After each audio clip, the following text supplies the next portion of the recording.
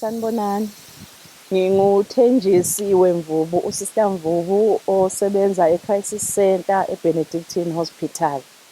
Njengoba sikule ndawo nje manibuka la emva kwami indawo yasemakhaya la kwenzeka khona ukuhlukumezeka okukhulu kocansi.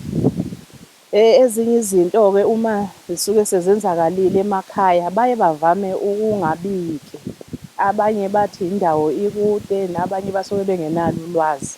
Kodwa-ke namuhla ngoba silapha sizobazisa ukuthi uma umuntu esuke ehlukumezekile ngokocansi, emphefumulweni, isemqondweni, kufanele eze esibhedlela e-Benedictine e-Crisis Center ezokwazi ukusizwa khona, ariphothe lokho kuhlukumezeka kwakhe. Kodwa-ke ukuhlukunyezwa kakhulu ngokocansi ngoba umuntu usuke ethinta umzimba wakho ngaphandle kwemvume yakho, uyabika emaphoyiseni ngoba lowo muntu osuke ekuhlukumezele ngokocansi usuke ethinte umzimba wakho ngaphandle kwemvume yakho. Ubika emaphoyiseni, uma kuwukuthi kukude kakhulu emaphoyiseni uyawafonela, mhlawumbe akusheshe kukufikeke. Iklinikhi eseduzane iyona ezokwazi ukukusiza, uyahamba uyobika khona ukuthi usuwehlelwe yilesi sehlo.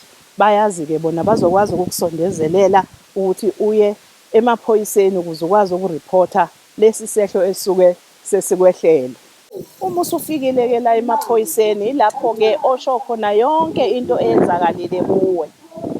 Kusuke ngeyilo ihlazo, kodwa kufanele ukuthi ukusho ukuze akwazi ukuthola kahle yonke into amaphoyisa. Athi mese eqedile-ke nawe ebese yakuthatha-ke sekusa esibhedlela ukuze ukwazi ukuyokwenziwa zonke izinto okufanele zenziwe ngokwesibhedlela ukuze ukwazi ukwelulama emphefumulweni, emzimbeni nasemqondweni. Bese-ke amaphoyisa seyakuthatha-ke sehamba nawe akusa esibhedlela lapho uzokwenzelwa khona zonke lezi zinto ekade ngiy'bala.